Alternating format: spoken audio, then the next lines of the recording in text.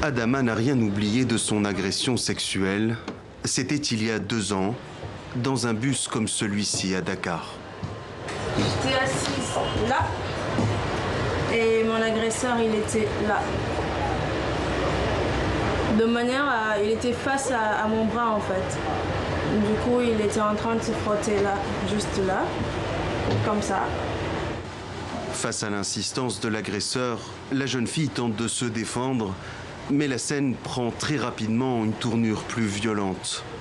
Il m'a insulté, il m'a traité de menteuse, il m'a tiré par les mèches, j'avais des mèches comme ça, il m'a tiré par les mèches, après il a menacé de me frapper. Durant tout le temps, moi j'étais là à pleurer, lui il était là à insulter, les gens à le réconforter.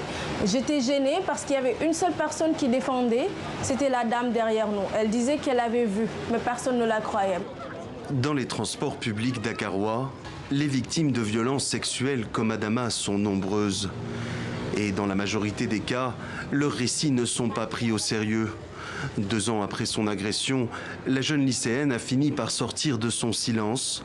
C'est désormais une militante active sur les réseaux sociaux. Objectif avec sa page Twitter, libérer la parole des victimes et les conseiller sur leurs droits. Un combat de longue haleine, car ici au Sénégal, les mentalités restent très conservatrices. Derrière les tabous et la culpabilisation, les victimes dénoncent une culture du viol au sein de la société. Beaucoup d'hommes et de femmes interrogés semblent conscients de ce problème récurrent dans les transports. C'est des gens mal intentionnés, on ne peut rien y faire.